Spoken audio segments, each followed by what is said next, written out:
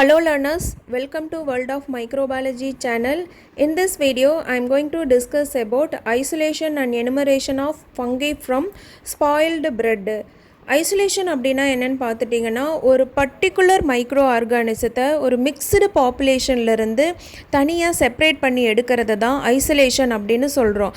இதில் single செல்ஸையோ otherwise short செல்ஸையோ வந்து நம்ம ஒரு ப்ராப்பர்ட்டி ஆஃப் சாய்ஸ், அதாவது ஒரு ஹோமோஜீனஸ் செல் பாப்புலேஷன்லேருந்து ஜென்ரேட் பண்ணி நம்ம எடுக்கிறது தான் வந்து ஐசோலேஷன் அப்படின்னு வந்து சொல்கிறோம். இது மேபி எந்த ஆர்கானிசமாக வேணாலும் இருக்கலாங்க. பாக்டீரியா, ஃபங்கை, இது மாதிரி ஏதோ ஒரு பர்டிகுலர் மைக்ரோ ஆர்கானிசத்தை நம்ம செப்பரேட் பண்ணி எடுக்கலாம். ஸோ இந்த டெஸ்ட்டில் நம்ம ஃபங்கையை வந்து ஸ்பாயில்டு பிரெட்டில் இருந்து ஐசோலேட் பண்ணி எடுக்க போகிறோம். எனுமரேஷன் அப்படின்னா என்னென்னா, இப்போ நம்ம ஐசோலேட் பண்ணி வச்ச காலனிஸில் இருந்து அது எவ்வளோ அளவு ப்ரெசண்ட் ஆகிருக்கு, அதாவது அதனோட நம்பர் ஆஃப் செல்ஸ் எவ்வளோ அப்படின்னு கவுண்ட் பண்ணுறது தான் வந்து எனுமரேஷன் அப்படின்னு வந்து சொல்கிறோம். Bread is the one of the most consumed staple food in most countries and cultures. அதாவது பிரெட் பார்த்துட்டிங்கன்னா எல்லா கண்ட்ரிலையுமே வந்து மேக்ஸிமம் நிறைய பீப்புள் வந்து எடுத்துக்கிறாங்க. ஸோ இதில் என்னென்ன நியூட்ரியன்ட் ப்ரெசண்ட் ஆகிருக்கு அப்படின்னு பார்த்துட்டிங்கன்னா micro nutrients and macro nutrients. So இது வந்து ஹியூமன் ஹெல்த்துக்கு வந்து ரொம்ப எசென்சியல். ஸோ இதில் மைக்ரோ நியூட்ரியன்ஸ் அதில் என்னென்ன ப்ரெசண்ட் ஆகிருக்குன்னா B vitamin like thiamine, riboflavin, niacin, folate, அதுக்கப்புறமா iron, calcium, magnesium, selenium. So இது மாதிரி நிறைய மைக்ரோ நியூட்ரியன்ஸ் வந்து ப்ரெசண்ட் ஆகிருக்குங்க. மேக்ரோ நியூட்ரியன்ஸ் என்னென்னா carbohydrate, protein, fat, cholesterol, fibre, salt, இது மாதிரி நிறையா மேக்ரோ நியூட்ரியன்ஸ் ப்ரெசண்ட்டாக இருக்குது. ஸோ இது எல்லாமே வந்து ஹியூமன் ஹெல்த்துக்கு எசென்சியல்.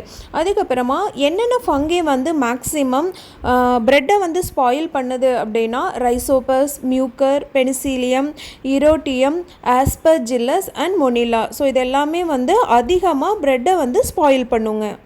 நெக்ஸ்ட்டு இதனோட ப்ரொசீஜர் எப்படி பண்ணணும் அப்படின்னு பார்க்கலாங்க. மைக்ரோபாலஜி லெபார்ட்ரியில் ஸ்பாயில்டு ப்ரெட்லேருந்து எப்படி ஃபங்கை ஐசோலேட் பண்ணணும் அப்படிங்கிற ப்ரொசீஜர் தாங்க இது. இதுக்கு first step 1 gram of spoiled bread sample எடுத்து அதை வந்து 100 ml ஸ்டெரைல் வாட்டரில் போட்டுக்கணும். ஸோ இதை வந்து 10⁻⁻2 டைலூஷன் அப்படின்னு வந்து சொல்லுவாங்க. செகண்ட் என்ன பண்ணணும் அப்படின்னு பார்த்துட்டிங்கன்னா ஒரு 6 டெஸ்ட் டியூப் எடுத்துகிட்டு அதில் 9 ml ஆஃப் டிஸ்டில் வாட்டர் வந்து போர் பண்ணி வச்சுக்கணுங்க. ஸோ இப்போ நம்ம 10⁻⁻2 டைலூஷன்லேருந்து 1 ml எடுத்து அது வந்து நீங்கள் 1 ml பிப்பட் யூஸ் பண்ணிக்கலாம். ஸோ 1 ml எடுத்து அதை வந்து ஃபஸ்ட்டு டெஸ்ட் டியூப்பில், அதாவது 10⁻⁻3 டெஸ்ட் டியூப்பில் வந்து போர் பண்ணிக்கணுங்க. அதையே நல்லா மிக்ஸ் பண்ணதுக்கப்புறமா எகெயின் அந்த 10⁻⁻3லேருந்து நெக்ஸ்ட் டியூப் 10⁻⁴ வந்து 1 ml போர் பண்ணிக்கணும். ஸோ இது வந்து ரிப்பீட்டடாக நீங்கள் 6 டெஸ்ட் டியூபுக்குமே வந்து பண்ணணும். ஸோ இதை தான் நம்ம சீரியல் டைலூஷன் டெக்னிக் அப்படின்னு வந்து சொல்லுவாங்க. நெக்ஸ்ட் ஸ்டெப்பில் 5 பெட்ரி பிளேட்ஸ் வந்து ஸ்டெரிலைசேஷன் பண்ணி வச்சுக்கணுங்க. அதுக்கப்புறமா சாப்ரோட் டெக்ஸ்ட்ரோஸ் அகார் மீடியம் வந்து ப்ரிப்பேர் பண்ணி வச்சுக்கணுங்க. ஸோ இதில் என்ன பண்ணணும் அப்படின்னு பார்த்துட்டிங்கன்னா நம்ம ஃபங்கைக்கு வந்து 10⁻⁻2 டைலூஷன்லேருந்து 10⁻⁻5 டைலூஷன் வரைக்கும் யூஸ் பண்ணலாங்க. ஸோ இதில் நம்ம போடும்போது நம்மளுக்கு ஐசோலேட்டட் காலனிஸ் வந்து கிடைக்கும். ஸோ இப்போ என்ன பண்ணணும்னா ஃபஸ்ட்டு பெட்ரி பிளேட்டில் 10⁻⁻2லேருந்து 1 ml சாம்பிள் எடுத்து பிளேட்டில் போர் பண்ணிக்கணுங்க. அந்த பிளேட் மேலே சாப்ரோட் டெக்ஸ்ட்ரோஸ் அகார், அதாவது ஒரு 15 ml-லேருந்து 20 ml வரைக்கும் போர் பண்ணி அதை ஜென்டலாக மிக்ஸ் பண்ணணுங்க. மிக்ஸ் பண்ணதுக்கப்புறமா அதை சொலிடிஃபை ஆகிறதுக்கு விட்டுறணுங்க. ஸோ இது மாதிரி எல்லா டியூபுக்குமே, அதாவது 10⁻⁻3 டைலூஷனுக்கும் பண்ணணும், 10⁻⁴ அண்ட் 10⁻⁵ இந்த டைலூஷன் எல்லாத்துக்குமே வந்து 4 பெட்ரி பிளேட்டில் வந்து நீங்கள் ப்ரிப்பேர் பண்ணிக்கணும். ஸோ ஒரு பெட்ரி பிளேட் வந்து கண்ட்ரோலாக மெயின்டைன் பண்ணிக்கணும். ஸோ அப்போ தான் நம்மளுக்கு வந்து நம்ம எப்படி மீடியா வந்து ஸ்டெரிலைஸ்டாக பண்ணியிருக்கோமா அப்படிங்கிறது வந்து நம்மளுக்கு ஃபைனலாக ரிசல்ட் வந்ததுக்கப்புறம் தெரியுங்க. இந்த டெக்னிக்கை தான் நம்ம போர் பிளேட் டெக்னிக் அப்படின்னு வந்து சொல்லுவோம். ஸோ மீடியா வந்து சொலிடிஃபை ஆனதுக்கப்புறமா அதை வந்து இன்குபேட் பண்ணணும். ஸோ இது வந்து 25 டிகிரி செல்சியஸ் ரூம் டெம்பரேச்சர்லேயே நம்ம இன்குபேட் பண்ணிக்கலாம். ஸோ எவ்வளோ டேஸ் அப்படின்னு பார்த்துட்டிங்கன்னா 2 to 3 days வரைக்கும் இன்குபேஷன் வைக்கலாங்க.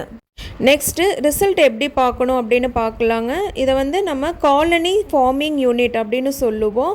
அதாவது colony forming unit divided by gram of the spoiled bread sample. அதாவது இப்போ நம்ம 1 கிராம் எடுத்திருக்கோம், இதில் எவ்வளோ காலனிஸ் இருக்குது அப்படிங்கிறது தான் இதனோட மீனிங். ஸோ இதுக்கு number of colonies into dilution factor divided by volume of culture. So number of colonies வந்து நம்ம ரிசல்ட் பார்க்கும்போது ஒரு 48 காலனிஸ் வந்து 10⁻⁻2 டைலூஷனில் இருக்குது அப்படின்னா 48 காலனிஸ், அதாவது 48 இன்டூ டைலூஷன் ஃபேக்டர் வந்து 10⁻⁻2 divided by volume of culture வந்து நம்ம 1 ml தான் எல்லாத்துக்குமே எடுத்துருக்கோங்க. So 1 ml. So 48 into 10⁻⁻2 divided by 1. So இதுதான் ஆன்சர். ஸோ இப்போ பார்த்துட்டிங்கன்னா நம்மளுக்கு ஃபஸ்ட்டு பிளேட்டில் 10⁻⁻2 பிளேட்டில் நம்மளுக்கு 48 காலனிஸ் வந்திருக்கு அப்படின்னா நம்மளுக்கு அடுத்தடுத்த டைலூஷனில் காலனிஸ் வந்து நம்மளுக்கு டிக்ரீஸ் ஆகிட்டே போகுங்க. ஸோ இதை தான் வந்து நம்ம காலனி ஃபார்மிங் யூனிட் அப்படின்னு சொல்கிறோம். ஸோ இதை வந்து நம்ம ரிசல்ட்ஸ் எப்படி கவுண்ட் பண்ணலாம், அதாவது பிளேட்டில் காலனிஸ் எப்படி கவுண்ட் பண்ணலான்னா நம்ம இண்டிவிஜுவலாகவும் அதாவது நம்ம மேனுவலாகவும் கவுண்ட் பண்ணலாம், அதர்வைஸ் இந்த காலனி கவுண்டர் இன்ஸ்ட்ருமெண்ட் வச்சும் கவுண்ட் பண்ணலாங்க. ஸோ இதுதாங்க isolation and enumeration of fungi from spoiled bread. Thank you. If you like this video, kindly like, subscribe and share your friends. Thank you.